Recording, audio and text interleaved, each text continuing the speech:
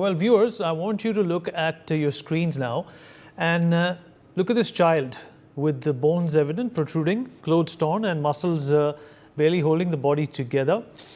Well, this is an image of a child that represents the state of affairs during the Royal Bengal famine in 1943, which was, of course, caused by the British. Next up, this is an image that represents the dynamics of the British administration and people at the time. As the citizens sit on the floor with clothes torn and bodies dying of hunger, the Britishers are just standing behind them and can be visibly seen well-dressed, well-fed, indicating how the dearth of resources has impacted only one group and certainly not the other. Well, women and children can also be seen in this next shot, sitting outside in the open, perhaps in the hope of finally gaining access to the resources that they remain far away from. They can be seen wearing less clothes with barely any fat or even rather skin on their limbs, indicating the scale of starvation that loomed over Bengal. Another devastating visual where a woman can be seen feeding her child. One can even see the rib cages of both the individuals in the photographs, indicating once again immense poverty and impoverishment. In the next one, you can see scores of children sitting together, all naked, with barely any mass or volume on their bodies. At an age where the body needs the most amount of nutrition for growth, children can be seen desperately in need of even the most basic of amenities, with desperation glimmering in their eyes for mere survival. Another visual depicting a family from Bengal where you can evidently see lack of nourishment through the dearth of clothes worn by the family. Viewers, I want you to observe the sheer deprivation under which the families functioned at the time and the lack of resources available for even survival, leave alone growing up. Next one, scores of people line up to get even the most essential of supplies.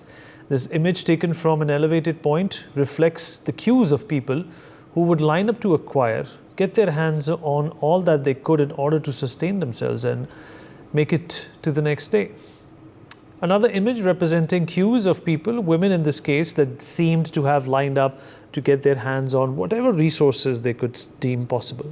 Remember, viewers, this was a time of not only sheer dearth, but also of rising inflation, where the price of rice itself saw a 300% to 400% increase. Mind you, this is not something the poor people can in any manner possibly support. Moving on, a devastating visual from Bengal where you can see mothers holding their dead newborns. Truly a heart-wrenching, a gutting image. One cannot even begin to fathom or understand what must be in fact going on in the minds of these mothers struggling to feed their babies and themselves in such a challenging time. Next is, of course, a group of people sitting out in the open where you can see a little child sitting in despair in front with hair uncombed. The body is, of course, once again deprived of any nutrition whatsoever. The child sits in front of a crowd, possibly waiting to be provided with essential resources. These visuals, however graphic, still fall short in making us understand what the people who died in the famine may have actually endured. Now, moving on, that we have an understanding of what Bengal looked like at the time, it is important for us to now point fingers at all those who were responsible for making Bengal look the way it did back then.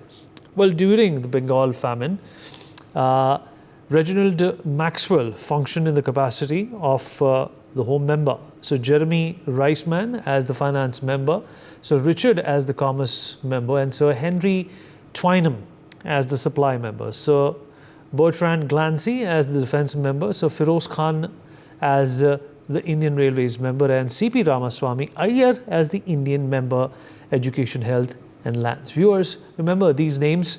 These are the people that either directly or indirectly lie behind the Bengal famine in 1943, the famine that killed as many as 4 million people.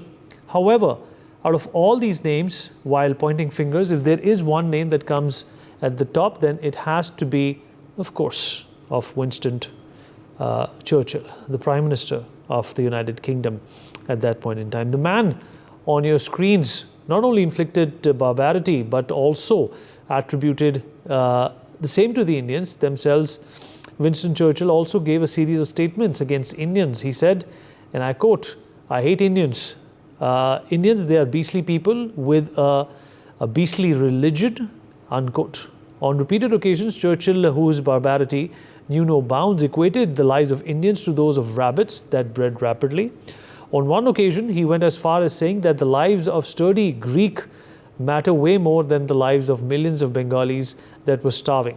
Even when conscience-stricken British officials raised the plight of people, an indifferent Churchill only responded with a question asking why Gandhi hadn't died yet. One of the main causes of the famine was the forcible shift to tracts of land to opium, causing peasants to shift from food crops towards opium, thus placing the interest of the British over that of the peasants and, of course, the Indians. A memo in the Sherwell paper indicates a deliberate and conscious denial of resources. And according to the memo, the total wheat harvest in the British Empire at the end of the 1943-44 harvest year was 29 million tons. A staggering quantity, most of which the War Cabinet wanted to hold as a strategic reserve for the future. Further, the lack of food or availability declined, as was argued by Amartya Sen, is evident by the fact that the British administration continued to command enough ships to transport grain around the world. And in 1943, the UK imported 26 million tons of food and raw materials for its civilian population alone, creating a stockpile of 18.5 million tons by the end of that year, the largest in its history.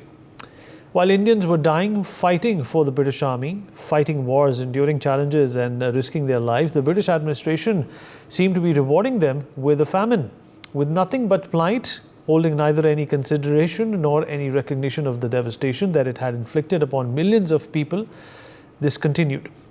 Keeping these factors and Churchill's barbaric, inhuman policies and statements in mind, it would be nothing but grave injustice for us to not term the famine as genocide. As conscious citizens, with the benefit of retrospect, it is our moral and conscious responsibility to condemn what prevailed in Bengal in the 1940s. We at NewsX would like to put certain demands forth. We request the Government of India to declare the famine as a genocide and set up a museum in Kolkata in remembrance of our people who died. Apart from this, we request curriculums to include chapters on genocide so that generations to come are well aware of what went down in 1943. We also urge the UNHRC to declare the deaths of genocide via resolution further. We also urge for the guilty to be held accountable and an investigation to be set up to identify the capability of Winston Churchill.